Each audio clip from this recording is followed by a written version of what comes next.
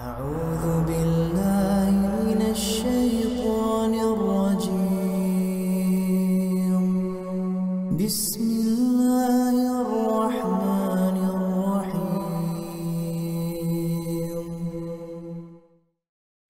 الحمد لله على إحسانه والشكر له على توفيقه وامتنانه وأشهد أن لا إله إلا الله وحده لا شريك له تعظيما لشأنه وأشهد أن محمدا عبده ورسوله الداعي إلى رضوانه وصلى الله وسلم وبارك عليه وعلى آله وصحبه وإخوانه.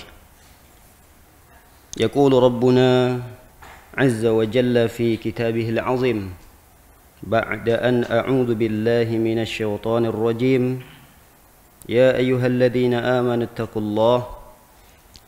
اتقوا الله حق تقاته ولا تموتن إلا وأنتم مسلمون.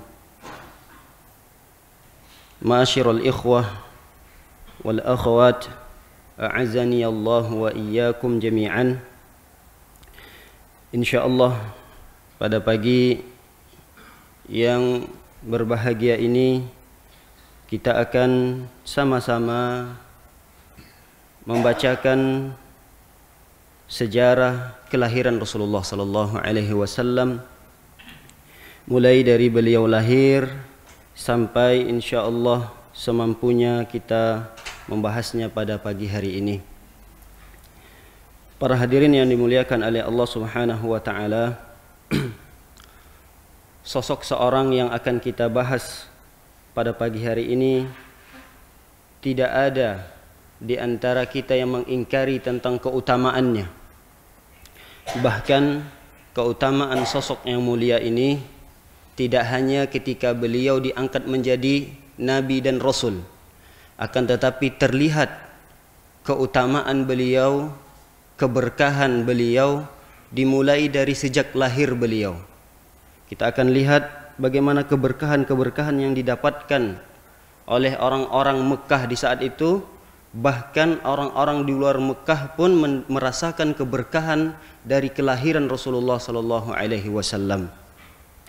Para hadirin yang dimuliakan oleh Allah Subhanahu wa taala, sosok seorang yang mulia yang akan kita bahas pada pagi hari ini bukanlah sesosok orang yang biasa, akan tetapi sosok seorang yang mulia di antara makhluk Allah Subhanahu wa taala yang ada di muka bumi ini. Sampai-sampai saking mulianya beliau, di antara pertanyaan di alam kubur kelak tidak ada kecuali di antara pertanyaan-pertanyaan yang akan ditanya oleh malaikat terhadap kita selain daripada makhluk ini, kecuali sesosok nabi yang akan kita bahas pada pertemuan kali ini.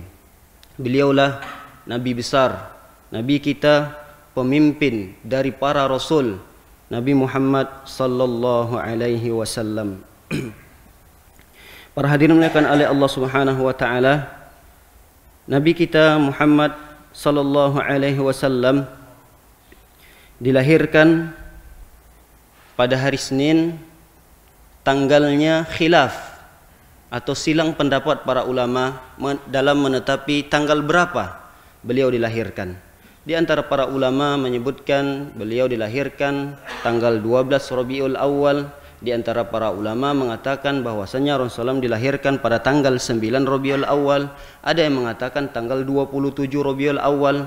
Ada yang mengatakan di luar dari bulan Rabiul Awal. Jadi tidak ada ulama yang bersepakat dalam mengenai tanggal berapa Rasulullah sallallahu alaihi wasallam dilahirkan. Namun ada ulama-ulama belakangan ini, ulama-ulama kontemporer, antaranya adalah Syekh Mubarak Puri, seorang ulama berasal dari India. Beliau termasuk salah satu ulama yang mengikuti pertandingan yang diadakan oleh kerajaan Arab Saudi, membuat tentang sejarah Rasulullah sallallahu alaihi wasallam dari mulai beliau dilahirkan sampai beliau wafat. Ada beberapa ulama yang mengikuti perlombaan tersebut, dan di antara para ulama yang memenangi perlombaan tersebut menyusun sejarah Rasulullah SAW dari mulai lahir sampai wafat. Di antara yang menang bahkan beliau mendapatkan juara 1 dalam pertandingan menulis sejarah Rasulullah SAW. Beliau adalah seorang ulama dari India, Syekh Al-Mubarakfuri. Kitab-kitab beliau sekarang sudah tersebar dan sudah diterjemahkan. Nah, beliau lebih merojihkan, beliau lebih cenderung kepada pendapat yang mengatakan bahwasanya Rasulullah SAW dilahirkan pada tanggal 9 Rabiul Awal. Tanggal 9 Rabiul Awal.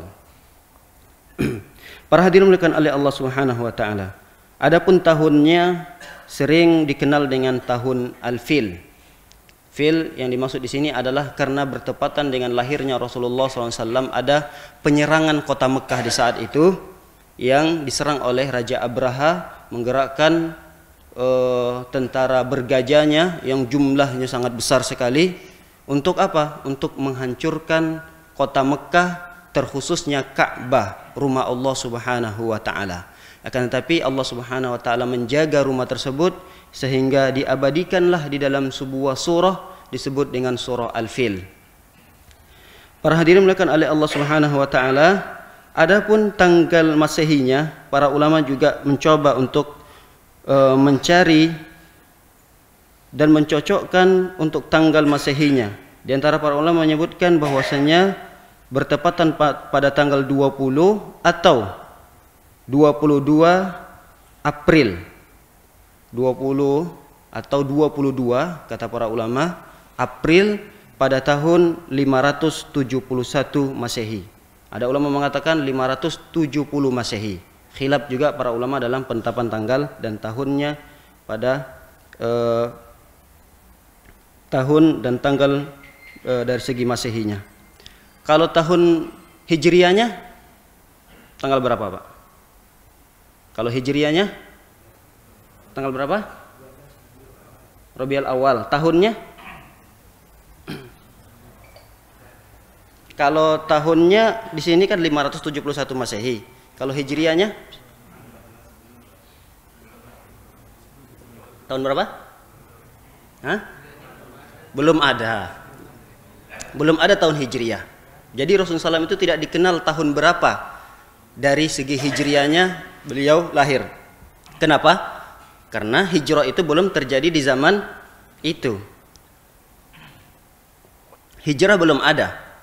Penetapan tahun Hijriah itu pada kekhalifaan Umar radhiyallahu taala anhu. Sangat jauh pada kekhalifaan Umar dengan lahirnya Rasulullah sallallahu alaihi wasallam, sehingga ketika Rasulullah SAW lahir tidak dikenal dengan tahun, akan tetapi sering di zaman Rasulullah SAW dan yang sejaman dengan Rasulullah SAW, mereka itu menetapkan tahun kelahiran, patokannya adalah kejadian-kejadian yang luar biasa di saat itu. Misalnya bertepatan dengan lahirnya Rasulullah SAW, pada tahun itu kejadian apa yang mungkin terjadi, tapi kejadian yang luar biasa, sehingga untuk mengenal tahun ketika seseorang itu dilahirkan, ditetapkanlah tahun kejadian pada saat itu. Apa kejadiannya? Kejadiannya adalah tentara Abraha ingin menghancurkan kota Mekah, khususnya adalah Ka'bah rumah Allah Subhanahu wa taala, sehingga kita lebih dikenal dengan Rasulullah lahir pada tanggal 12 Rabiul Awal pada tahun gajah. Tidak ditetapkan angkanya berapa, tapi tahun gajah. Para hadirin dimuliakan oleh Allah Subhanahu wa taala, dalam sebuah riwayat menjelaskan, di antaranya Ibnu Sa'ad, bahkan di dalam riwayat Imam Ahmad radhiyallahu rahimahullahu taala dari sahabat Al-Irbad bin Sariyah, pernah menceritakan tentang keutamaan Rasulullah SAW ketika beliau dilahirkan oleh ibunya Aminah. Dijelaskan di sini bahwasanya Rasulullah SAW ketika dilahirkan atau keluar dari janin ibunya, min farji nurun adaat lahu qusur Syam. Kata para ulama meriwayatkan bahwasanya ketika Rasulullah SAW dilahirkan, keluarlah dari farj. Farj itu, mohon maaf, kemaluan ibunya.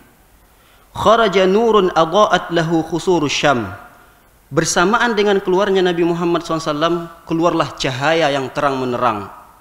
Cahaya yang terang menerang itu bukan hanya menerangi rumah Rasulullah SAW yang ketika Rasulullah lahir di situ, akan tetapi menerangi kota Mekah keseluruhannya, bahkan cahaya itu sampai ke istana-istana di negeri Syam. Riwayat ini disahihkan oleh Syekh Al-Albani rahimahullah ta'ala. Jadi bersamaan dengan lahirnya Rasulullah SAW keluar juga cahaya dari kemaluan tersebut, karena keluarnya seorang sosok yang mulia Rasulullah SAW yang menerangi kota Mekah di saat itu dan menerangi sampai kerajaan-kerajaan yang ada di kota Syam. Kota Syam sekarang itu dari Mekah, berarti kota Syam, Libanon, Yordan, Suriah, Filistin. 4 negara saat ini itu diterangi dengan lahirnya Rasulullah sallallahu alaihi wasallam. Kemudian di antara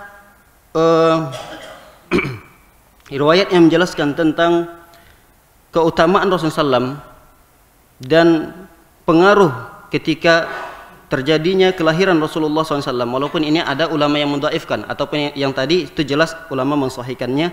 Adapun riwayat yang kita bacakan ini ada ulama yang mendhaifkannya, ada ulama yang menghasankannya. Apa itu bunyinya? Bunyinya adalah ketika Rasulullah SAW dilahirkan, fasaqatat arba'a asyarata syarfatan min iwani Kisra wa khadamatin nar allati ya'buduha al-majus. Kata para ulama menjelaskan bahwasanya ketika Rasulullah SAW dilahirkan, fasaqatat arba'a asyarah syarafatan, jatuhlah syarafah ini adalah sebuah mahkota yang diletakkan di atas kepala para raja, itu berjatuhan semuanya. Kemudian wa khamatin nar allati ya'buduhal majus, bahkan api yang dijadikan sesembahan oleh orang Majusi itu mati, padam. Wan hadamatil kanais haula buhairah sawiyatan ba'da an ghadat, bahkan kanais itu adalah jamak daripada kanisah, gereja-gereja, tempat-tempat peribadatan orang-orang Nasrani itu berhancuran, roboh. Hadis ini diriwayatkan oleh Al-Imam Al-Baihaqi. Jadi pengaruh ketika Rasulullah SAW lahir bukan hanya mendatangkan keberkahan, akan tapi mendatangkan kesialan bagi agama-agama yang dulunya mereka menyembah Allah Subhanahu wa taala, akan tetapi disalah gunakan oleh para pembesar-pembesarnya sehingga mereka tidak lagi menyembah Allah Subhanahu wa taala, sampai-sampai para raja-raja yang menyeru kepada kesyirikan, mahkota yang ada di atas kepala mereka dipermalukan dengan lahirnya Rasulullah SAW, yakni terjatuh. Kemudian api yang digunakan oleh orang-orang Majusi yang mereka sembah itu pun ketika itu padam, bahkan rumah-rumah tempat-tempat ibadah mereka hancur di zaman di mana Rasulullah SAW dilahirkan. Kemudian para hadirin dimuliakan oleh Allah Subhanahu wa taala, ketika Rasulullah dilahirkan, tentu di antara orang yang paling merasakan kegembiraan itu adalah kakeknya. Kakeknya Abdul Muttalib. Kakeknya Abdul Muttalib merasa gembira, saking gembiranya ketika dia menyambut kelahiran cucunya tersebut, dia berlari menggendongnya untuk menuju Ka'bah. Sesampainya di Ka'bah, beliau masuk ke dalam Ka'bah, bukan hanya sekitar Ka'bah kan, tapi dia dan bersama cucunya ini masuk ke dalam Ka'bah. Kemudian ketika itu setelah masuk beliau berdoa kepada Allah Subhanahu wa taala. Da'allah wa syakara lahu, kemudian beliau pun bersyukur atas kelahiran cucunya ini. Semua orang di saat itu memang bergembira ketika melihat kelahiran Rasulullah SAW yang luar biasa. Tidak ada seorang bayi yang lahir di saat itu yang mengeluarkan cahaya menerangi kegelapan malam kecuali Rasulullah SAW di saat itu. Dan di antara kegembiraan itu didapatkan oleh kakeknya sendiri, sehingga ketika itu dia langsung berlari menuju Ka'bah, berdoa kepada Allah Subhanahu wa taala seraya bersyukur, mengucapkan alhamdulillah wakhtara lahu Muhammadan. Kemudian kakeknya ini yang memberikan nama cucunya dengan nama Muhammad. Nama Muhammad ini diberikan oleh kakeknya. Di saat itu nama Muhammad ini tidak terlalu terkenal. Tidak ada nama Muhammad di saat itu sebelum Rasulullah SAW maupun sesudah Rasulullah SAW, kecuali hanya Nabi Muhammad SAW.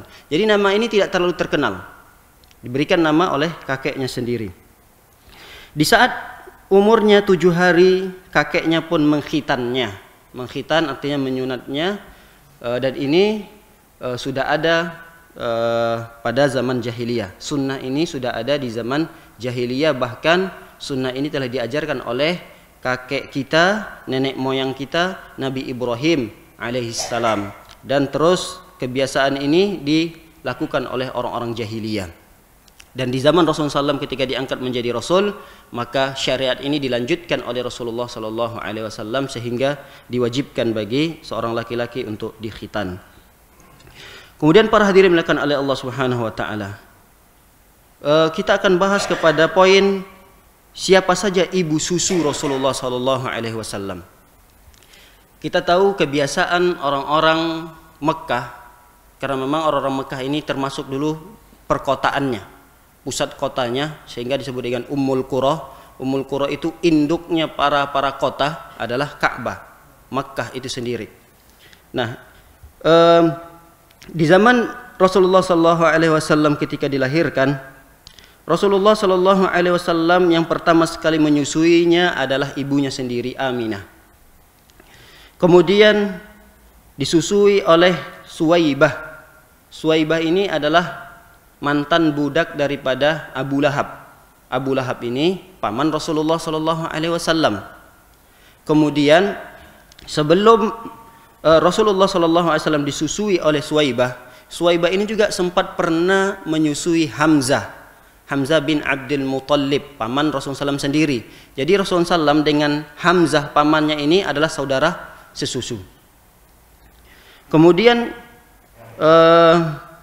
setelah disusui oleh Suwaibah, mantan budak daripada Abu Lahab, disusui oleh sosok perempuan yang datang dari pedesaan.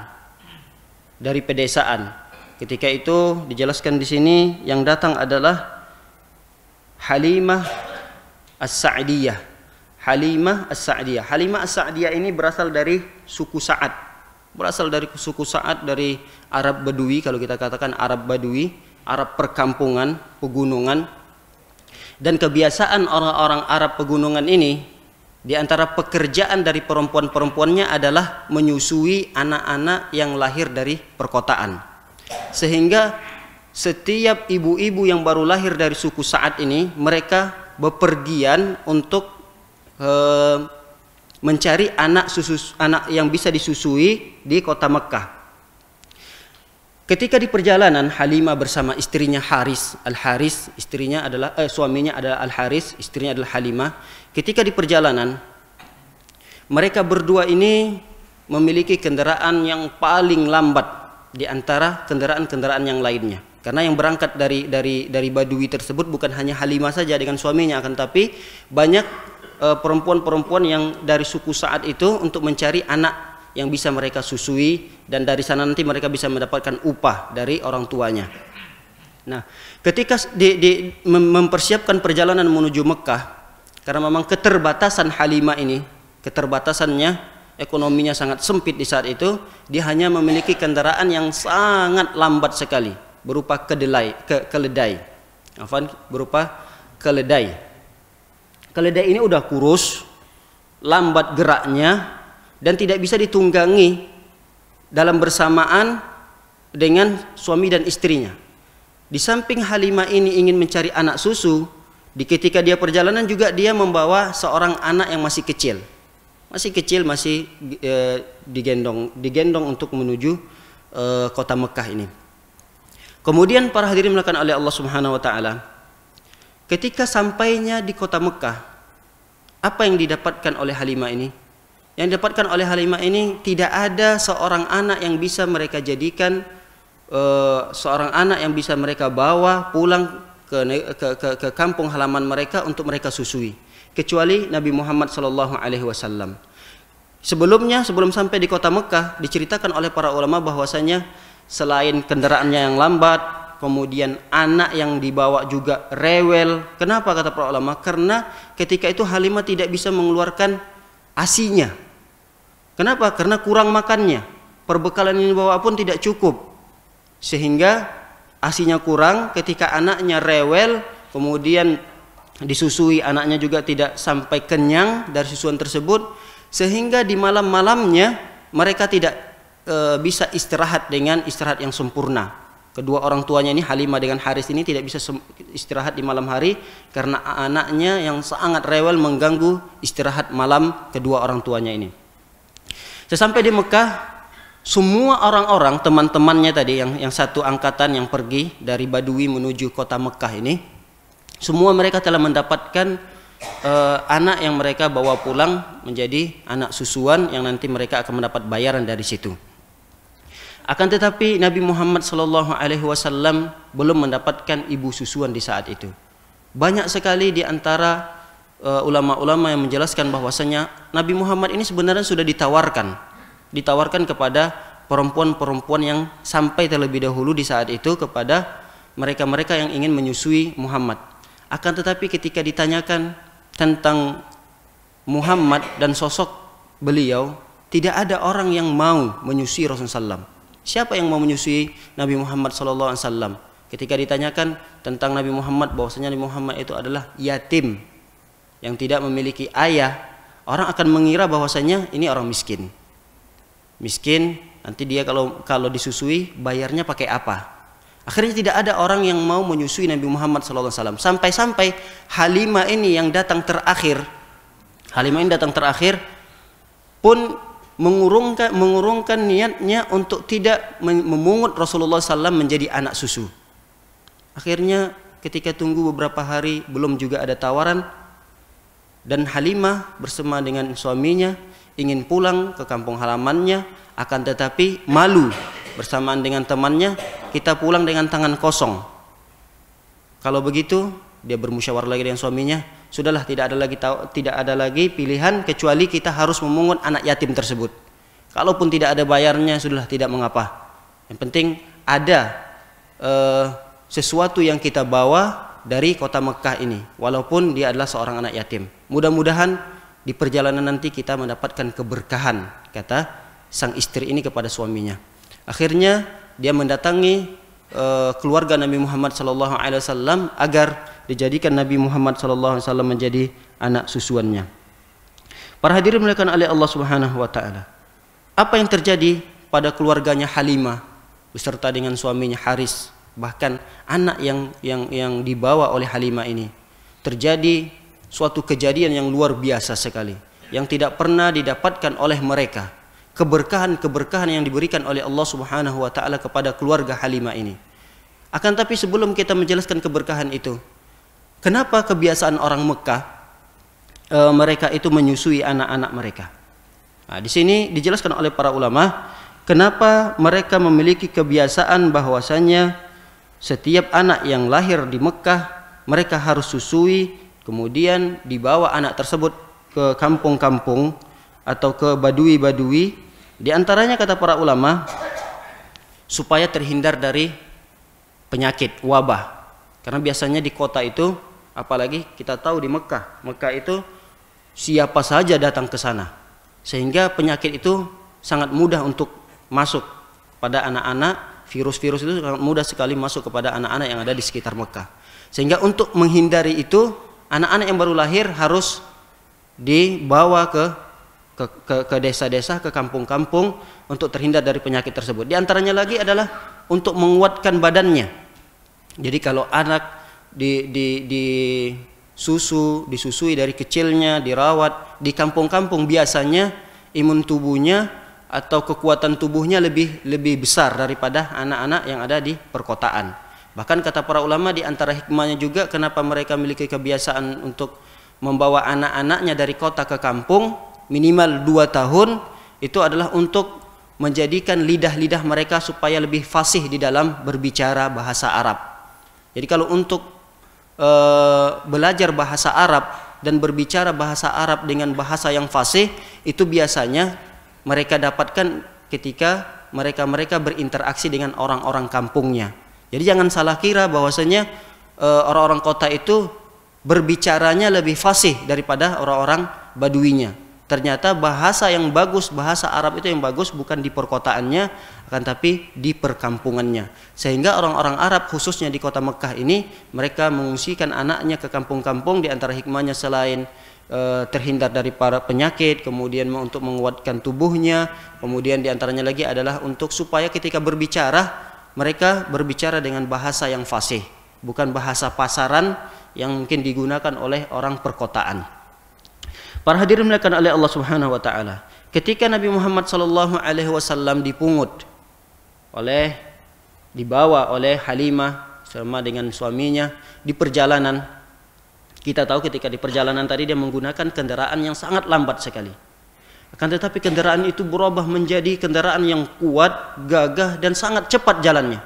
Sehingga teman-teman yang lebih mendahuluinya bisa dikejar dan bisa disalib oleh Halimah bersamaan dengan Nabi Muhammad SAW, sehingga kaget para teman-temannya. Ini kendaraan yang kamu bawa ketika kita berpergian tadi? Iya, kata Halimah, inilah kendaraannya. Kok kamu bisa lebih cepat menyusul kami? Bukannya kamu masih mencari-cari anak yang bisa dijadikan untuk disusui? Iya, kami hanya mendapatkan sosok anak ini, anak yatim yang kalian menolaknya, yang kalian menolak anak tersebut. Ternyata anak ini memberikan keberkahan kepada kami. Saking berkahnya anak ini, kata Halimah, di perjalanan saya sudah tidak memiliki ASI lagi. Akan tetapi ketika saya lengketkan, mohon maaf, bayi ini ke ASI saya, langsung ketika itu ASInya keluar begitu kencangnya. Sampai-sampai anak yatim ini, maksudnya adalah Nabi Muhammad SAW, anak yatim ini minum dari susu yang keluar dari ASI saya tersebut sampai sekenyang-kenyangnya. Ketika itu saya istirahatkan, kemudian anak saya yang tadinya tidak pernah kenyang nyusu, lalu saya susui setelah menyusui anak yatim ini pun merasakan kekenyangan, sehingga dua-duanya tidur pulas dan kami tidak pernah merasakan tidur senyenyak apa yang kami rasakan ketika kami melihara anak yatim ini, kecuali ketika kami mendapatkannya. Ketika kami bepergian tidak pernah merasakan tidur yang begitu nyenyak karena terganggu istirahat dengan rewelnya anak kami. Akan tetapi ketika kami memungut anak yatim ini, kami benar-benar merasakan keberkahannya. Bahkan makanan, perbekalan yang kami bawa, seharusnya secara akal logika itu tidak cukup. Perbekalan yang kami bawa, minuman, makanan tidak cukup. Akan tetapi ketika kami ambil dari tempatnya, dari wadahnya, makanan itu kami ambil tidak pernah habis. Kami ambil lagi ada terus. Kemudian air yang kami bawa harusnya itu habis di perjalanan, akan tetapi kami minum tidak pernah habis. Ternyata mereka benar-benar merasakan keberkahan dari Nabi Muhammad sallallahu alaihi wasallam. Para hadirin dimuliakan oleh Allah Subhanahu wa taala, ini di antara keberkahan yang dirasakan oleh keluarga Halimah dan Haris. Bahkan keberkahan ini para hadirin dimuliakan oleh Allah bukan hanya pada terkungkung pada keluarga Halimah, akan tetapi keberkahan ini menyebar kepada masyarakat-masyarakat yang tinggal di Badui tersebut dari suku Sa'ad ini. Sehingga Halimah ini kalau dinisbahkan adalah As-Sa'diyah, dinisbahkan nama sukunya, sehingga para ulama mengatakan kalau disebut dengan Halimah lalu As-Sa'diyah. As-Sa'diyah inilah nisbat sebuah suku, nama kabilah yang disandarkan kepada Halimah, ibu susu daripada Nabi Muhammad SAW. Apa keberkahan yang dirasakan oleh masyarakat sekitar di saat itu di kampung halaman Halimah As-Sa'diyah ini?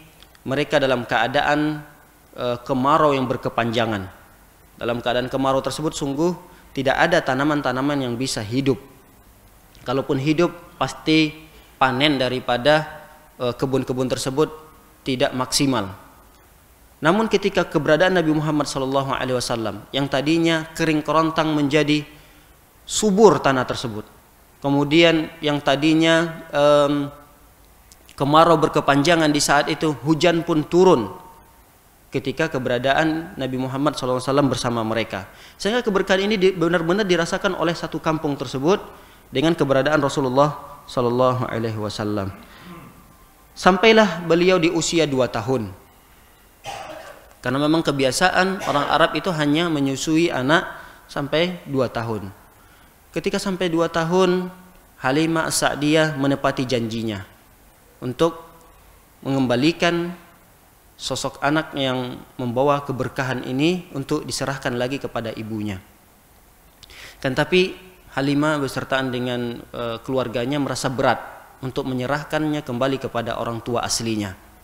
Sehingga ketika berbicara bertemu dengan Aminah beserta dengan keluarganya, Halimah bernego lagi. Nego untuk menawarkan bagaimana kalau kami lanjutkan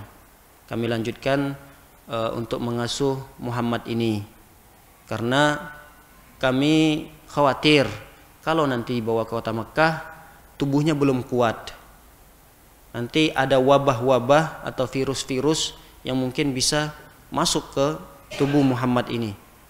Akhirnya ketika tawaran-tawaran itu diantara mereka bernegosiasi, akhirnya Aminah, ibu asli daripada Nabi Muhammad SAW, mengizinkannya kembali untuk memelihara sampai 2 tahun ke depan. Bahkan tidak ada perjanjian 2 tahun ke depan. Pokoknya silahkan dilanjutkan pemeliharaan tersebut sampai kapan nanti Aminah ingin mengambil anak tersebut. Kemudian para hadirin dimuliakan oleh Allah Subhanahu wa taala, sampai di usia 2 tahun, 3 tahun, di 2 tahun sudah selesai ASInya. Di usia 3 tahun dia sudah bermain dengan teman-temannya, bahkan dengan saudara sesusuannya. Di usia 4 tahun terjadilah perkara yang luar biasa pada diri Nabi Muhammad SAW. Yang perkara tersebut mungkin belum ada teknologi yang canggih yang bisa melakukan hal tersebut. Apa itu? Peristiwa pembelahan dada Rasulullah SAW. Dada Rasulullah SAW dibelah oleh Jibril. Jadi ada sesosok laki-laki yang dilihat oleh anak-anak di saat itu yang berteman, yang bermain dengan Nabi Muhammad SAW. Sosok laki-laki ini datang, tiba-tiba mengambil Rasulullah SAW. Nabi Muhammad ini diambil begitu kerasnya, seolah-olah bukan seperti mengambil anak yang masih kecil, kan, tapi diambil dengan kencangnya, kemudian dibanting. Teman-teman yang main dengan Muhammad ini Sallallahu Alaihi Wasallam ketakutan melihat sosok laki-laki yang garang seperti ini, lalu mereka berhamburan lari dari mainnya mereka untuk bertemu dengan ibu susuannya Halimah, melaporkan kejadian ini. Sampai-sampai mereka mengatakan ada seorang sosok laki-laki yang membunuh Muhammad. Ketika mendengar berita itu, tentu seorang ibu yang diamanahkan, karena ini bukan anak aslinya, anak yang diamanahkan untuk dipelihara. Dia khawatir dengan kejadian tersebut. Langsung si Halimah ini berlari menuju anaknya tersebut, anak susuannya dari Muhammad sallallahu alaihi wasallam. Didapati ternyata dada Muhammad telah dibelah oleh seorang laki-laki. Dijelaskan di sini adalah Jibril yang datang membelah dada Nabi Muhammad sallallahu alaihi wasallam. Kemudian dada tersebut setelah dibelah dikeluarkan jantungnya. Al-qalb. Qalb itu bahasanya al-qalb adalah jantungnya. Dikeluarkan oleh Jibril tersebut jantung, dan di jantung tersebut ada segumpal darah. Yang segumpal darah yang menempel dekat jantung itulah yang dibuang oleh Jibril. Kata Jibril mengatakan ini adalah bagian syaitan. Bagian syaitan maksudnya syaitan itu biasanya bernaung di situ sehingga suka membolak-balikkan hati manusia. Jantung manusia itu, hati manusia dibolak-balikkan ketika syaitan bertempat di situ. Nah, tempat itu dibuang oleh Jibril, sehingga Nabi Muhammad SAW dari sejak kecilnya nanti sampai dewasa tidak pernah melakukan hal-hal yang melanggar syariat Islam. Padahal syariat Islam belum ada di saat itu. Kenapa? Karena syariat Islam ini keseluruhannya sesuai dengan fitrah manusia, sesuai dengan fitrah manusia, sesuai dengan kebiasaan manusia. Jadi syariat Islam ini karena sesuai dengan fitrah manusia, walaupun belum disyariatkan pada zaman Nabi Muhammad, tapi Rasulullah SAW melakukan syariat tersebut. Misalnya Islam mensyariatkan untuk tidak menyembah berhala. Sejak Nabi Muhammad SAW terjadi pada peristiwa pembelahan itu, Nabi Muhammad tidak pernah menyembah berhala. Padahal di saat itu kakeknya, bahkan kakeknya adalah pembesar di saat itu di kota Mekah, dan di sekitar Ka'bah itu banyak sekali berhala-berhala. Tapi Rasulullah SAW tidak pernah menyembahnya. Bahkan Rasulullah SAW itu memiliki akhlak-akhlak yang sesuai dengan fitrah, jujur, amanah, kemudian sopan, tutur katanya yang sangat baik. Jadi semua akhlak-akhlak yang diajarkan oleh Islam itu telah dipraktekkan oleh Rasulullah SAW sebelum beliau menjadi Rasul. Kenapa? Karena peristiwa pembelahan dada ini membersihkan hati Rasulullah Sallallahu Alaihi Wasallam. Biasanya kalau sudah hatinya bersih dari penyakit-penyakit hati, itu anggota tubuhnya pasti akan bersih. Sehingga dalam sebuah hadis Rasulullah menjelaskan bahwasanya dalam jasad kita ini ada mudghah, ada segumpal darah. Yang dimaksud segumpal darah tersebut, kata Rasulullah adalah jantung kita, hati kita tersebut. Dan yang kotornya, yang dimana tempat setan biasanya bertengger di sana, tempat setan biasanya tinggal di sana, dibuang oleh Jibril, sehingga Rasulullah Sallallahu Alaihi Wasallam suci dari penyakit-penyakit hati, dan anggota tubuhnya pun ikut dalam kesucian raja dari anggota tubuh tersebut. Para hadirin dimuliakan oleh Allah Subhanahu Wa Taala, peristiwa itu bukan peristiwa yang hanya sekedar cerita biasa, dan itu terbukti kata para ulama bahwasanya sampai Rasulullah SAW dewasa pun terlihat bekas operasi itu. Jadi bekas belahan itu pun terlihat dari dada Rasulullah SAW, dan terlihat jahitan-jahitannya. Padahal di zaman itu belum ada mungkin medis yang mengetahui cara operasi yang benar, yang bisa mengeluarkan jantung, kemudian jantung tersebut dikeluarkan, bagian darah yang menggumpal dekat jantung itu dibuang, lalu dimasukkan kembali dan dijahit. Bahkan bekas belahan itu, kata para sahabat, saya melihatnya. Di antara para sahabat-sahabat melihat bekas belahan atau bedah dari dada Rasulullah Sallallahu Alaihi Wasallam. Para hadirin dimuliakan oleh Allah Subhanahu Wa Taala, setelah peristiwa itu kekhawatiran Halimah sangat besar tentang kondisi Muhammad Sallallahu Alaihi Wasallam. Akhirnya mau tidak mau Halimah harus menyerahkan Muhammad kepada ibu aslinya. Dikhawatirkan kalau terjadi sesuatu dengan Muhammad, yang bertanggung jawab siapa? Karena dia tidak mau bertanggung jawab terlalu besar, sehingga dia harus mengembalikan Muhammad kepada ibu aslinya, supaya anak ini kalau terjadi apa-apa dengannya, Halimah telah berlepas tanggung jawabnya untuk memikul beban tanggung jawab tersebut. Para hadirin dimuliakan oleh Allah Subhanahu Wa Taala,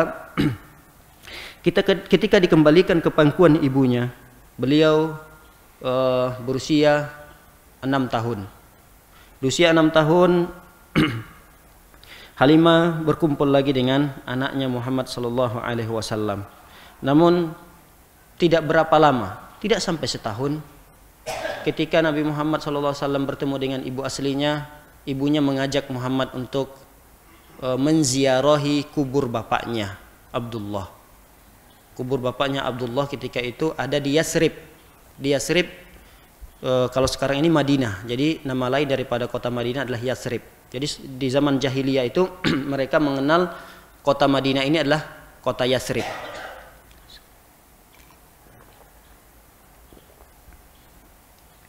Jadi orang tua Muhammad SAW, bapaknya ini meninggal ketika orang tuanya pergi ke Syam ingin berdagang. Karena memang kebiasaan orang Mekah, orang Quraisy khususnya, mereka itu pekerjaan mereka, kebiasaan mereka adalah berdagang. Sampai-sampai diabadikan oleh Allah Subhanahu Wa Taala dalam surah Quraisy, li'ilafi Quraisy ilafihim rihlatash shita'i was-shaif. Tahukah kalian apa kebiasaan orang-orang Quraisy? Kebiasaan orang-orang Quraisy, kata Allah Subhanahu Wa Taala, ilafihim rihlatash shita'i was-shaif. Kebiasaan mereka adalah berrihlah. Rihlah itu adalah berpergian. Dalam rangka apa? Dalam rangka bisnis, dalam rangka berdagang, dalam rangka berjualan. Di mana? Kalau di musim panas mereka ke Syam. Syam tadi 4 negara yang kita sebutkan. Kemudian kalau musim dingin mereka pergi ke Yaman. Inilah kebiasaan orang-orang Quraisy, khususnya orang-orang yang tinggal di kota Makkah tersebut.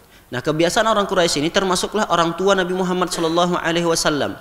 Di usia Nabi Muhammad SAW pada hamil besarnya, istri Abdullah ini pada hamil besar, Abdullah ini keluar meninggalkan istri dan anaknya. Ketika keluar menuju Syam, ketika pulangnya dari Syam menuju Mekah, di kota Madinah Yasrib, ayahnya diserang penyakit sehingga membuat ayahnya ini meninggal di Madinah. Nah, ketika itu Halimah ingin mengajak anaknya yang sudah umur 6 tahun, sudah mengerti, sudah diajak, bisa diajak berbicara, bisa dikenalkan bahwasanya inilah kuburan ayahnya, dia meninggal sebabnya begini begitu. Ketika itu dibawalah ke kuburan. Nah, ketika sampai di kuburan ayahnya, sampai di sana sudah bertemulah dengan kuburan ayahnya, diperkenalkan oleh Aminah, pulanglah mereka dari Madinah untuk menuju Mekah kembali.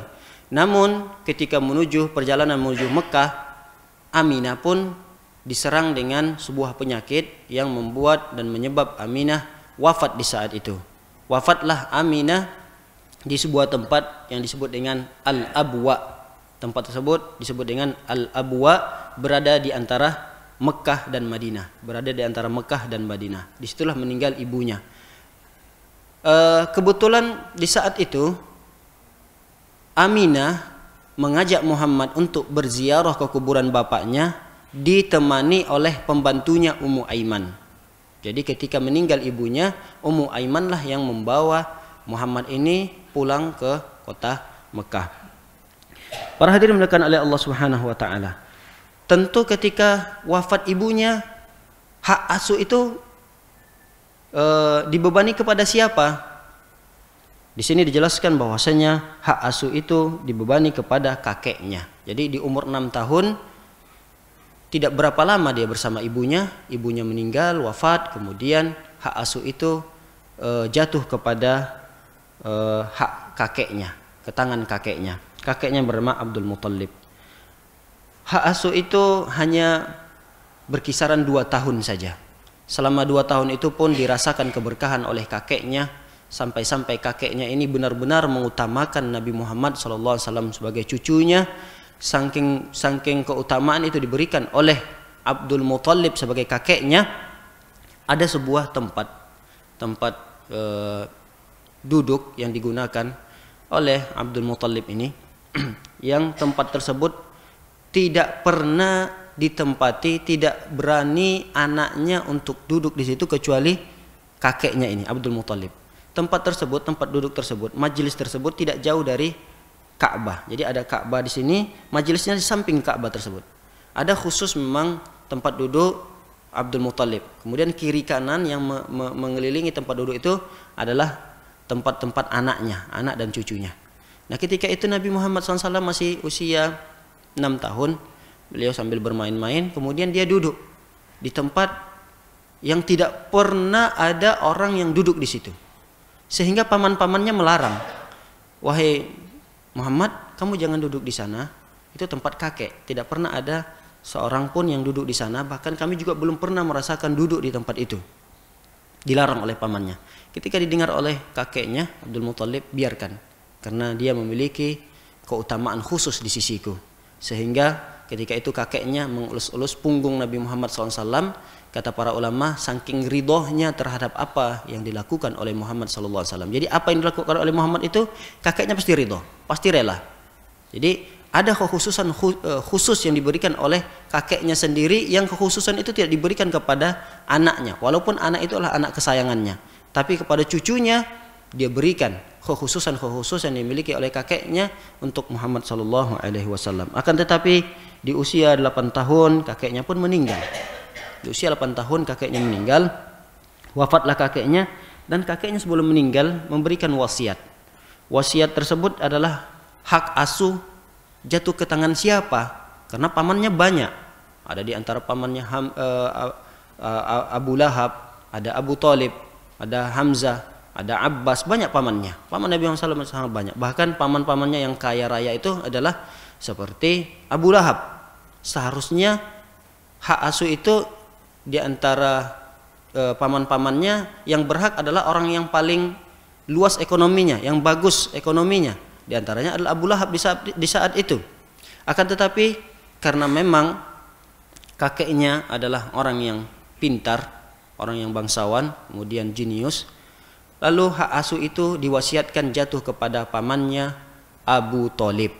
Padahal Abu Thalib ini dari segi ekonominya tidak berkecukupan.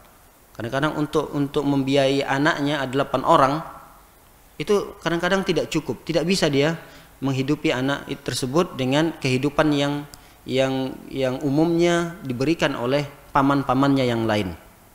Nah, dibebani lagi dengan keberadaan Rasulullah Sallallahu Alaihi Wasallam.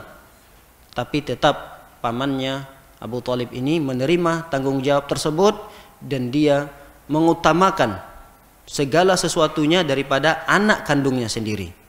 Jadi keponakannya ini dijadikan nomor satu dari anak-anaknya yang lainnya. Para hadirin dimuliakan oleh Allah Subhanahu Wa Taala. Terjadilah kejadian yang luar biasa ketika hak asuh itu jatuh kepada pamannya Abu Thalib. Jadi pamannya Abu Thalib ini kata para ulama hampir 40 tahun. Hampir 40 tahun bersama Rasulullah sallallahu alaihi wasallam. Jadi hidup bersama Rasulullah hampir 40 tahun.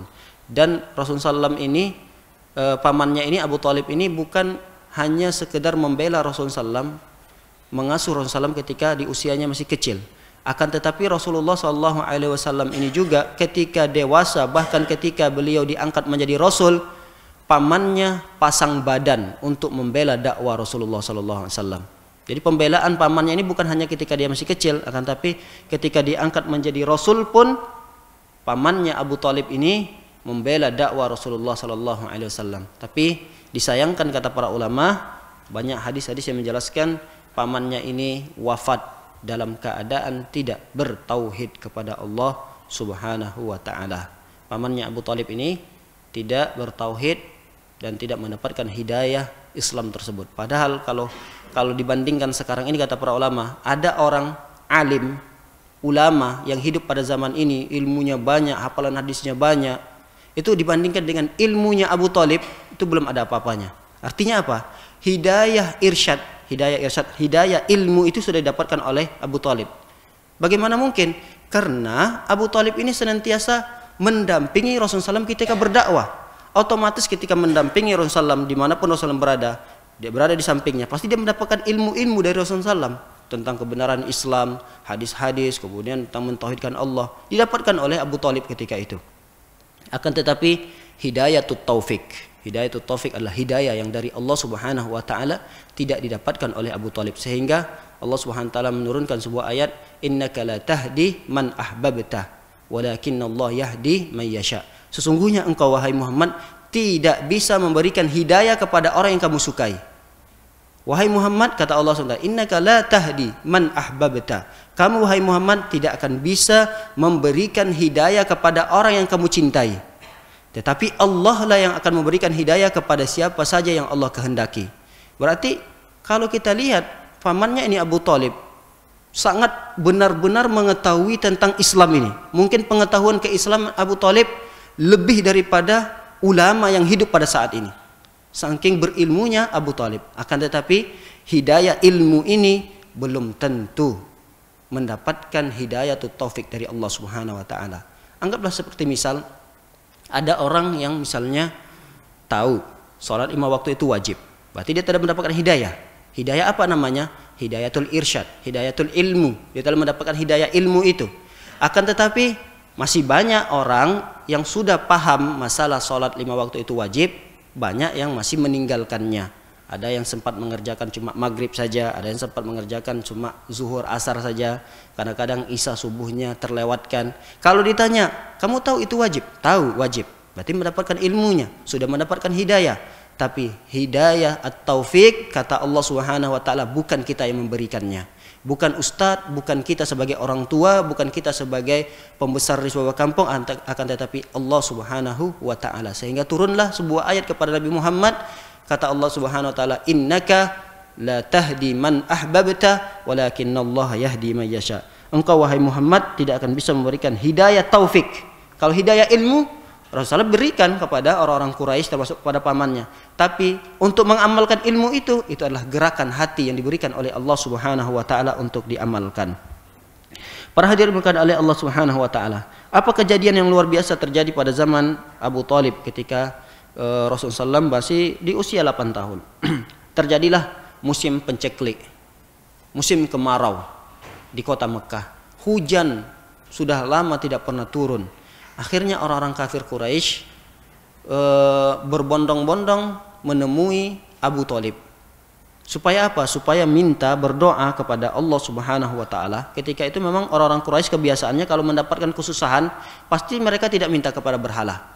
Mereka kalau ditimpa kesusahan, mereka tidak pernah minta kepada berhala mereka. Pasti mereka minta langsung kepada Allah. Nah, Abu Thalib ini dimintalah oleh masyarakat kota Mekah di saat itu agar meminta kepada Allah Subhanahu wa taala, berdoa kepada Allah agar diturunkan hujan. Akan tapi anehnya Abu Thalib ini malah keluar dari rumahnya menarik menggandeng Muhammad yang masih di usia masih kecil. Ketika itu masyarakat merasa aneh sekali.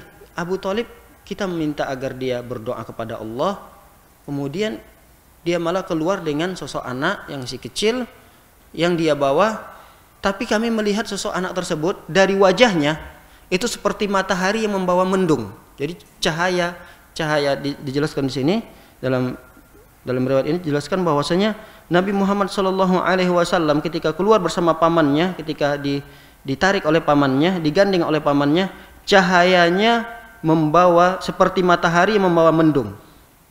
Artinya ketika keluar Nabi Muhammad SAW itu seolah-olah mereka itu sudah memiliki persangkaan ini sebentar lagi hujan ini. Sudah sebentar lagi hujan. Akhirnya apa yang dilakukan oleh Abu Thalib? Anak tersebut Muhammad SAW ditempelkan di Ka'bah. Anaknya ditempelkan di Ka'bah. Kemudian anak-anak yang lain yang seumuran dengan Muhammad SAW, tangan mereka tempelkan ke tubuh Muhammad SAW supaya tidak jatuh. Artinya dilengketkan Muhammad itu di Ka'bah tersebut. Kalau mungkin sekarang adalah di multazamnya.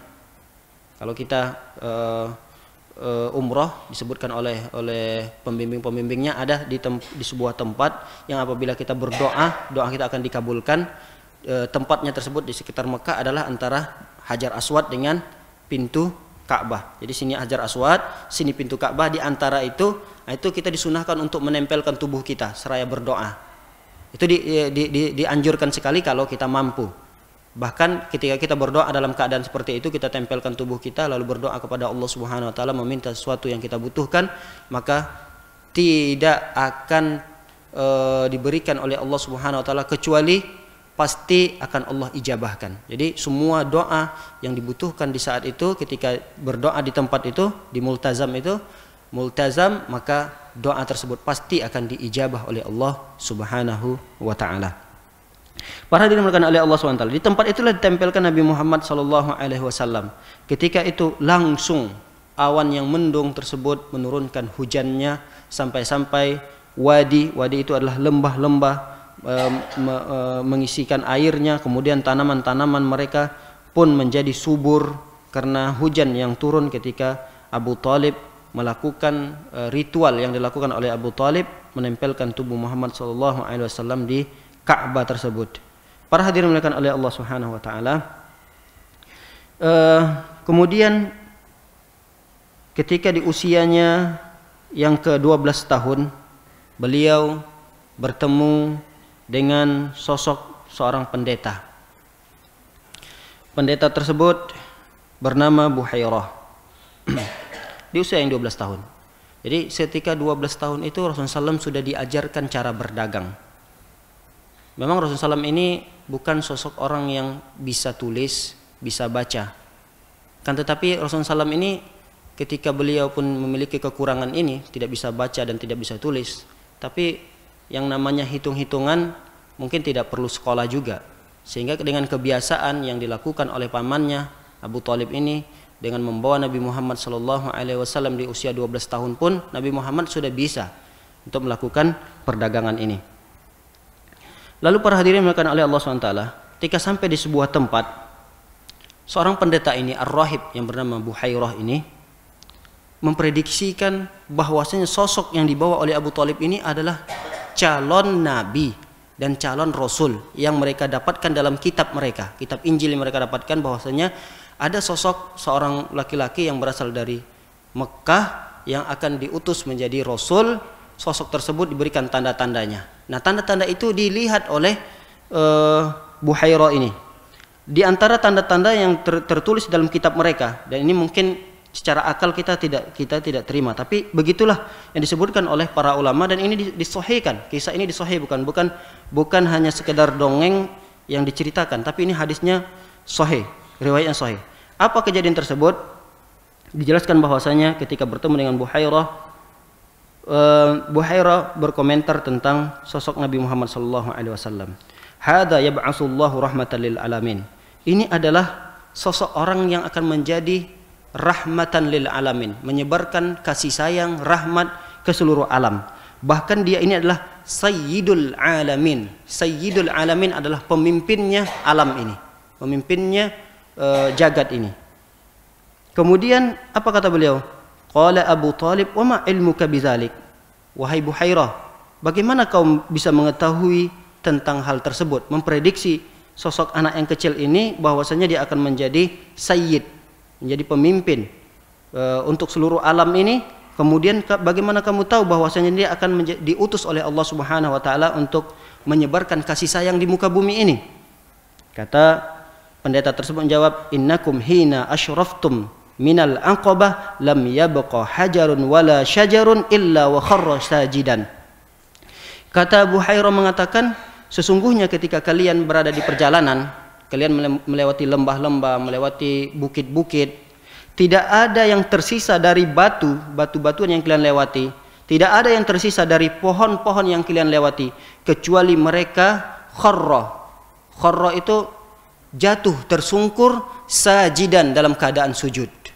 Jadi batu-batu, pohon-pohon di saat itu tersungkur jatuh bersujud kepada Rasul sallallahu alaihi wasallam.